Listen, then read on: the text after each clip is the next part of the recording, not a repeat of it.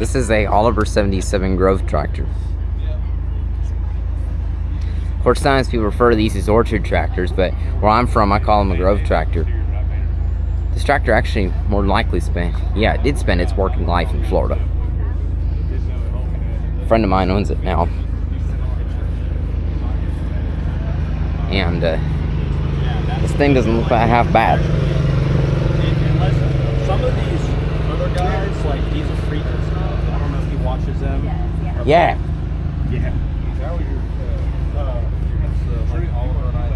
See, most of the controls are up here under this cowl. And this tractor has diamond tread tires because tires like this are good for pulling through the Florida sand. Bar tread tires typically are not. I have a calendar with this tractor on it, and there's an exhaust pipe that hangs down on this tractor. Apparently it's missing. I don't know what happened to it. This thing doesn't look that bad though. I kind of like it. This is a John Deere 2020 tractor, 1967 model. The 2020 is kind of a nice tractor. But did you know that John Deere also made a hand clutch version of this, the 2020 Grove and Orchard tractor? Specifically, all the controls on a 2020 are mostly up here around this area. But on a Grove edition, all the controls would be located to the back here, where all this is. They'd all be put back there. They would have to have hand-operated clutch and hand-operated PTO. The 2020 could not accept a 3-point that way, due to the fact it had a low operator's platform. Now this is a regular 2020, but that's just the way the Grove edition was. This tractor is a very rare John Deere 435 diesel. It's powered by a General Motors 2-cylinder 253. These tractors are kind of becoming hot collectibles because you don't see that many of them that often. And there's actually 2 of these at a place in Okeechobee, Florida that I know of. Not 1, but 2. That's the thing, this is all pretty and done up. Those 2, oh man, they look rough. But yeah, 435, very cool tractor. Only seen a few. It's embedded right there. GM.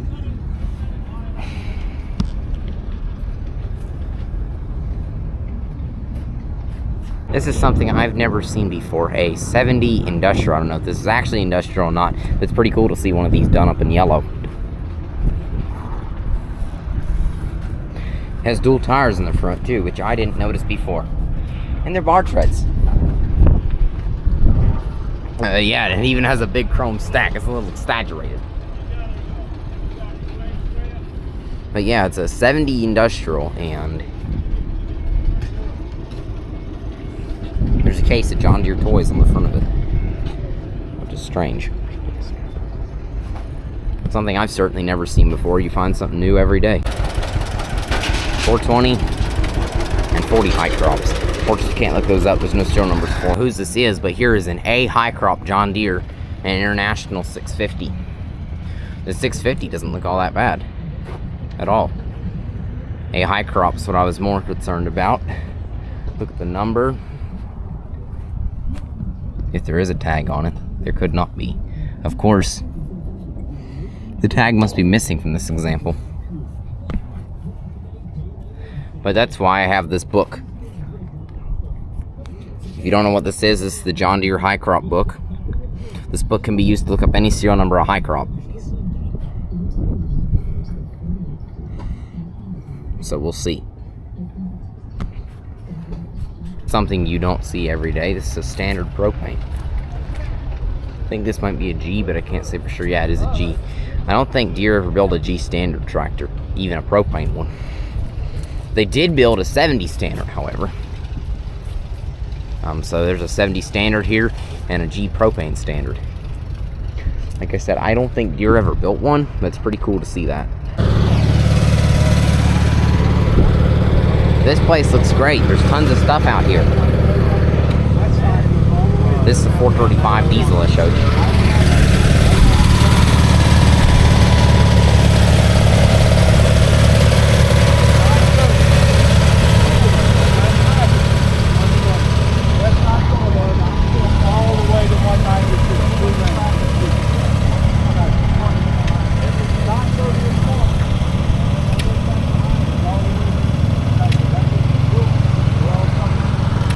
Yeah, this is a 420 high crop.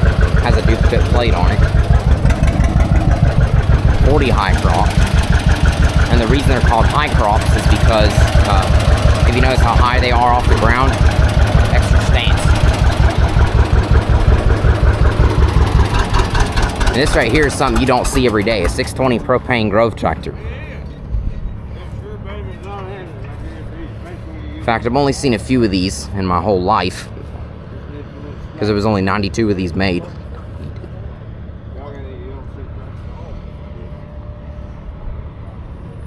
I like this thing. Sometimes they have the side shields, but this one doesn't. This one has a sprayer or something behind it. Sometimes in these things in Florida, they had bumpers on the front and they had shields on the lights. And I know this thing's propane because there's a tank sticking out above the hood.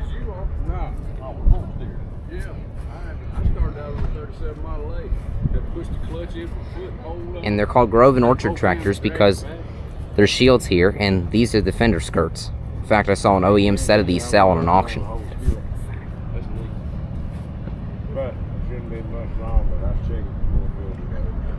Just found this tag on the engine. It says Press Steel Tank Company, Milwaukee, Wisconsin. I don't know if you can see it that well, but like I said, this John Deere 620 Grove and Orchard tractor is one of only 92 made with this engine. Because most of the time these are configured in gasoline or all fuel, but this one has propane. In fact, I've been around a few other ones of these. This is a very old RD sprayer behind this tractor, and this is very rare. It's very cool to see these two paired together.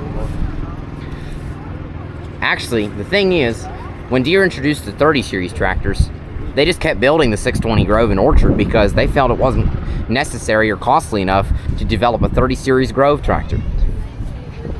So 125 of these were built for the 1959 model year and 25 for 1960. After production in those ended, the 3020 and 3010 took their place. So it's not a common sight to see one of these today, especially the propane engine. That's a High Clear International. And they fired up the 435.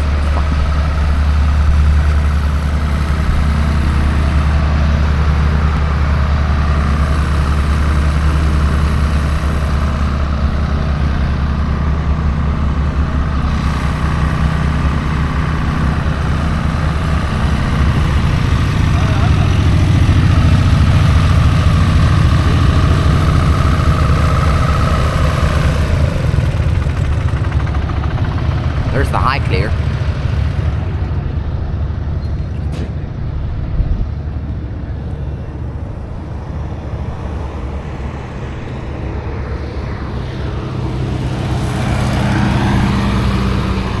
Most of the time people say the 435 sounds like a large chainsaw. And it does.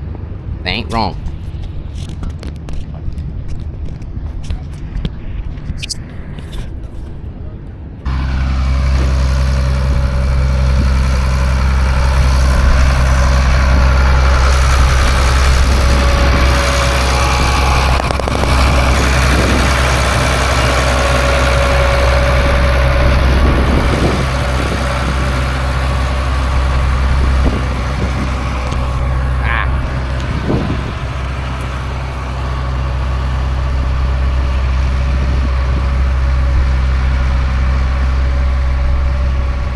Right here is a Model A all-fuel high crop.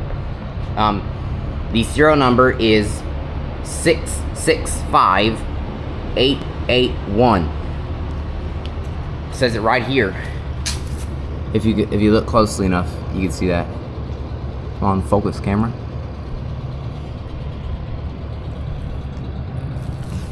When looking in the book, right here, there's that here. Can't see the book very well, but it's in there.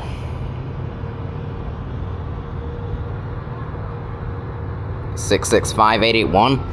This tractor was shipped brand new to Orlando, Florida in 1950. This is actually one of the first A high crops produced. So it's pretty cool to see this tractor still here today after it was shipped to Orlando. It's probably shipped to Orlando because there were some muck farms around Lake Apopka and some vegetable farms in Orlando. That's a good chance, that's why it went there.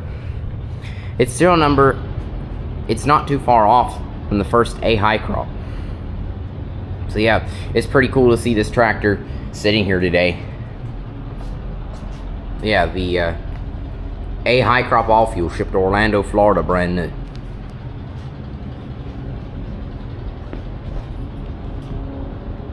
Here is an International Harvester 1066 high clear tractor.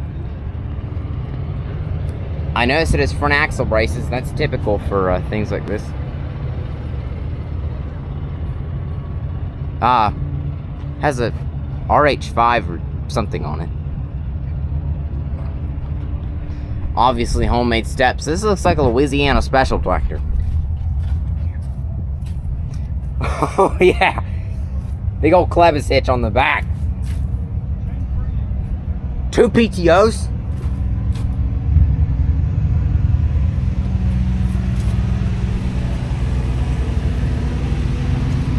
Yeah, this is definitely a high clearance tractor.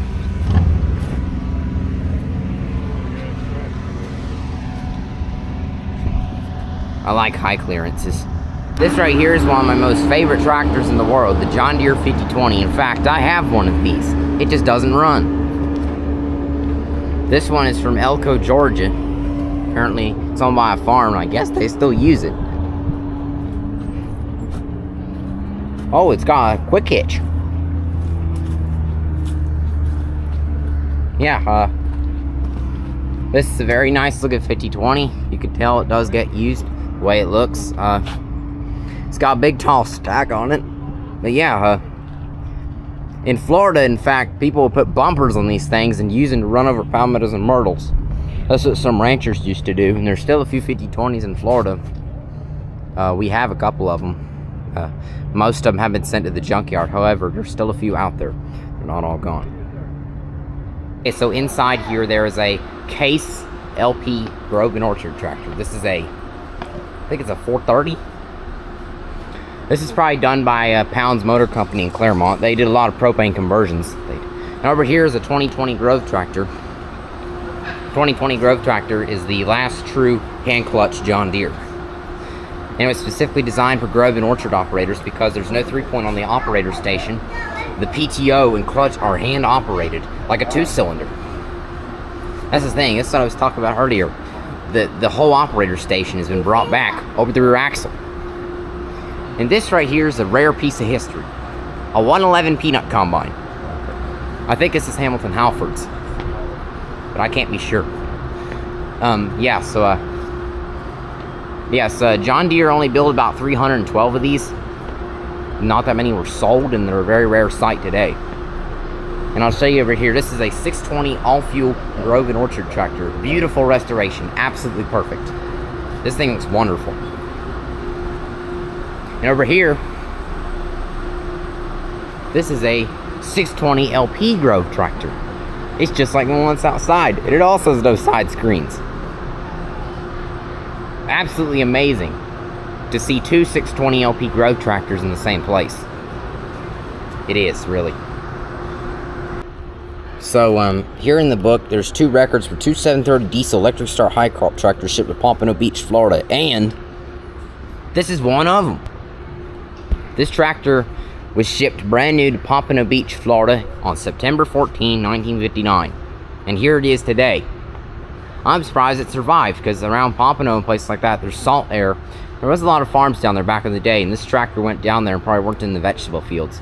So it sure is surprising to see one here today at the Georgia National Antique Ag Show. This right here is some ancient technology. This is a Waterloo Boy tractor. The Waterloo Boy is actually John Deere's second attempt at building tractors, and this attempt turned out successful because they bought the Waterloo Gasoline Engine and Traction Company in 1918. They were all kerosene. These things are pretty difficult to run, actually, and I see the chains on this one have been replaced with some steel bars. So here's the operator station. This was high tech back in the day compared to what we got now with GPS and auto steer and quiet cabs. And this here, this is a model. This looks like a Model D. I think it's what. Oh, it's Spoker. It's a Spoker D. And 3010. This has got power steering. Man, I'm shocked. Another 3010, 520. It's just a little BI tractor. Looks like a very pretty BI.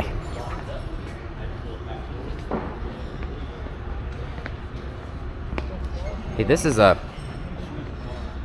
John Deere 620 standard. I sure like 620 standards. This would be one to try. I kind of like standards myself too. Power steering. Oh, there's a high clear over there. 86 hydro high clear. That's cool. You know, there's actually 2 of these still at work on a farm in Delray Beach, Florida. The owner still uses them. Because down there, they can't replace these high crops. International called them high clears. This is a 1206 Farmall. In fact, a rancher in Okeechobee had one of these. Oh, this tractor was sitting in a barn.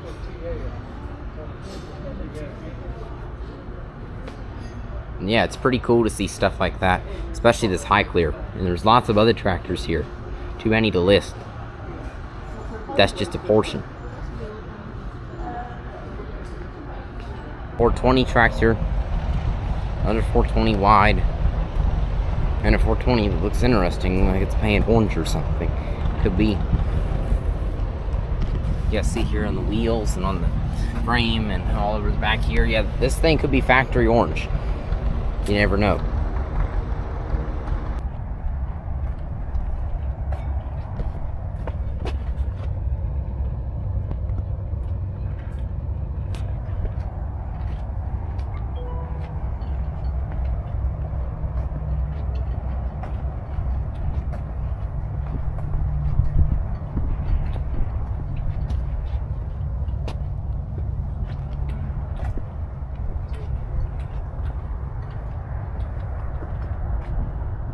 Here is a John Deere 210 garden tractor to tiller. I'm actually trying to buy a 300 like this in Claremont, Florida.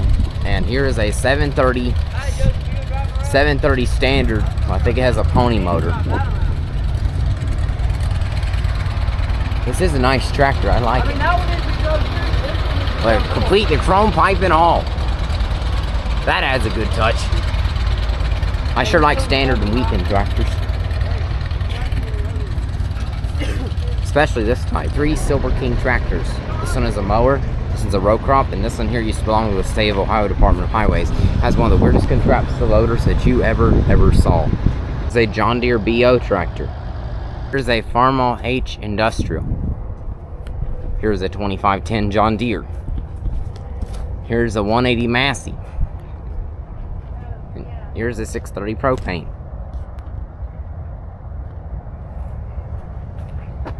That's gonna do it for this episode today. I hope you'll be able to watch episode 2 when I get it filmed. Anyways, like and subscribe, please. This thing is nice, but it's not mine.